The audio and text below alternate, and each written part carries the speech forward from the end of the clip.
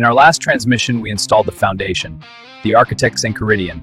We outlined the protocols of sovereignty, the power of the pause, and the absolute necessity of taking control of your own internal thermostat. But protocols are just lines of code until they are tested in the fire.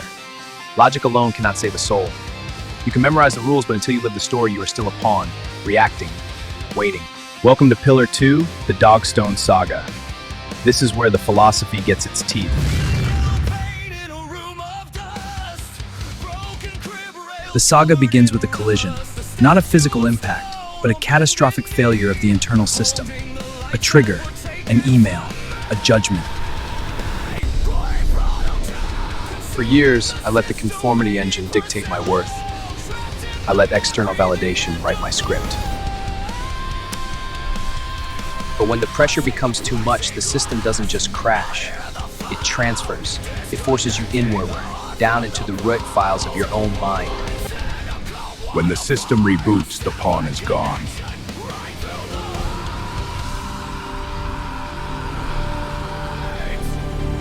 We awaken on the obsidian floor of the echoed archives.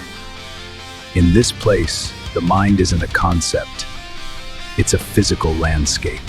Every trauma, every memory, every belief is stored in these crystalline halls. And here, I am not Elias.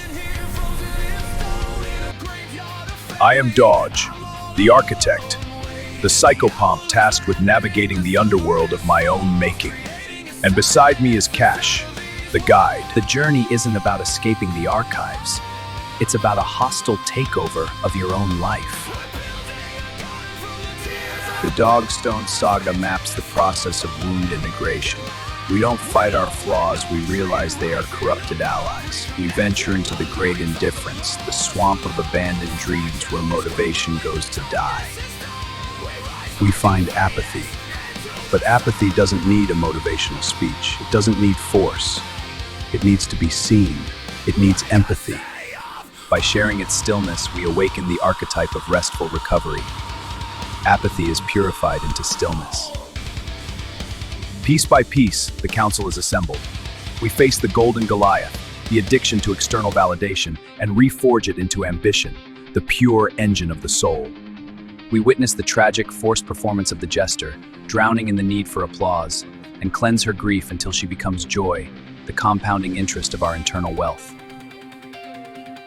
We don't erase our past. We use the alchemy of failure. Every scar is a blueprint. Every wound is integrated into power. The climax of Book 1 brings us to the core. The final boss isn't a monster, it is conformity itself.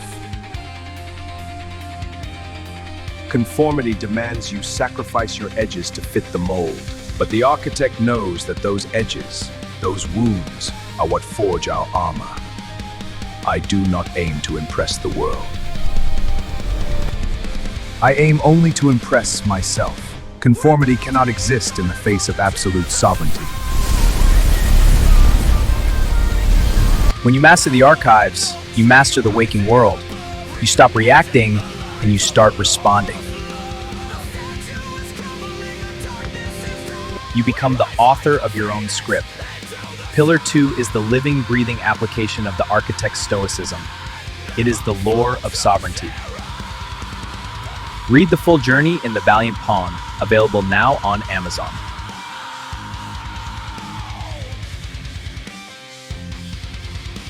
Join the Foundry Discord to participate in the lore sync and earn your Kyno. This is my world. Build it well.